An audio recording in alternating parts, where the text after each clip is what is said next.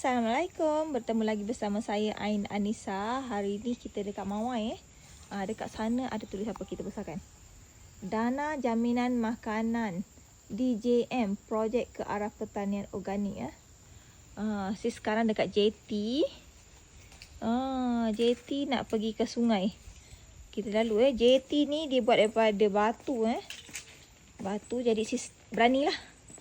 Kalau daripada kayu sis tak berani sangat. Ni kita jalan sampai sana. Kita tengok air sungai warna coklat-coklat dah, normal lah. Kita tengok dekat sini. Ada banyak ikan tau kat sini. Kita tengok sungai dia luas. First time hari ni sis datang sini. Tengok. Sana ada satu jeti lagi. Sana agak mengerikan lah. Sebab dia jeti kayu. Susah sikit. Ni sis tak berani duduk sana. Kita tengok sini. Wow. Kita nampak pakcik tengah mancing. Seronok pakcik ni. Kita zoom sikit. Kita tengok pakcik mancing. Ada ikan tak pakcik?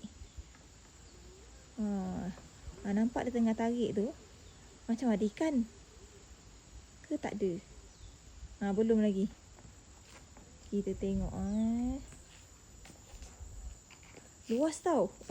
Dia punya sungai ni. Daripada hujung sana sampai hujung kanan ke kiri ni penuh. Air ni nampak macam agak dalam. Sis memang tak pandai berenang lah. Tapi berani tengok saja, tak berani turun. Sana ada satu jeti lagi. Ada orang ke?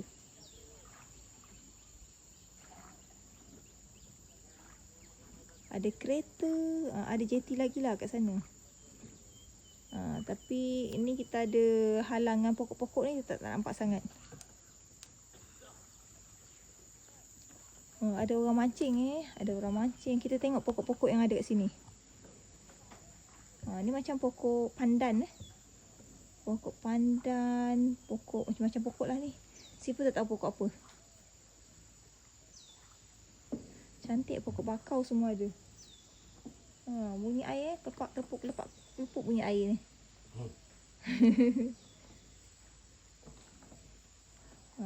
Kita tengok. Okey, kita tengok.